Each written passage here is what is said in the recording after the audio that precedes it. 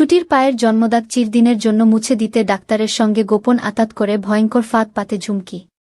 প্রতিজ্ঞা ধারাবাহিকের নতুন প্রোমোতে দেখা যায় রায়বাড়িতে বুদের আলতা পরানোর জন্য এক মহিলা আসে। তখন অবির মা ছুটিকে ডেকে বলে, তুমিও আলতা পরে নাও, তুমি তো এই বাড়ির বউ।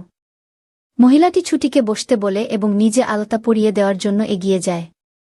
কিন্তু ঠিক সেই মুহূর্তে অবি সামনে এসে বলে, 1 মিনিট, আমার স্ত্রীকে আমি নিজেই আলতা পরাব। আজ নিজের হাতে ওকে সাজাতে চাই। এই কথা বলেই সে ছুটির পায়ের কাছে বসে পড়ে। এসব দেখে ঠাম্মির রাগে গা জ্বলে ওঠে। তিনি বিরক্ত হয়ে বলতে থাকেন, কি নাটক শুরু করেছে, কোনো লজ্জাশরম নেই। এদিকে ঝুমকির মাথায় তখন অন্য চিন্তা। সে ভাবে যদি অবি আলতা পরানোর সময় ছুটির পায়ের সেই বিশেষ দাগটা দেখে ফেলে তাহলে সব শেষ। তাই ছুটির পা অবির কোলে ওঠার আগেই ঝুমকি ছুটে এসে আলতার শিশিতে ধাক্কা মারে। সঙ্গে সঙ্গে শিশিটা ভেঙে টুকরো টুকরো হয়ে যায় আর কাচ চারদিকে ছড়িয়ে পড়ে। দুর্ভাগ্যবশত ছুটির পা গিয়ে পড়ে সেই কাচের উপর। কাচের টুকরো পায়ে ঢুকে যেতেই যন্ত্রণায় চিৎকার করে ওঠে ছুটি। অবি সঙ্গে সঙ্গে বুঝতে পারে বড় আঘাত লেগেছে। ছুটি কান্নায় ভেঙে পড়ে এবং অবিকে জড়িয়ে ধরে। কাচগুলো এমনভাবে পায়ে ঢুকে যায় যে অবি চাইলেও সেগুলো বের করতে পারে না।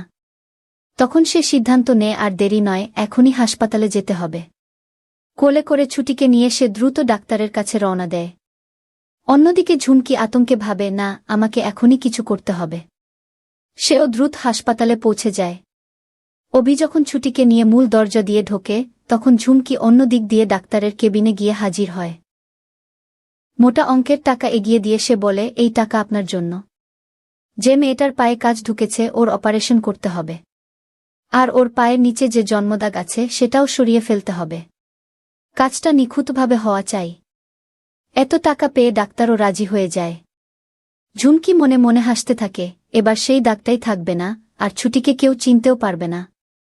এদিকে অবি হাসপাতাল জুড়ে ডাক্তারকে খুঁজে বেড়াচ্ছে।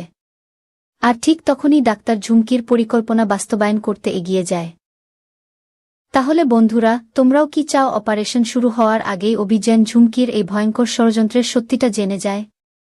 তোমাদের মতামত কমেন্টে জানাতে একদম ভুলো না।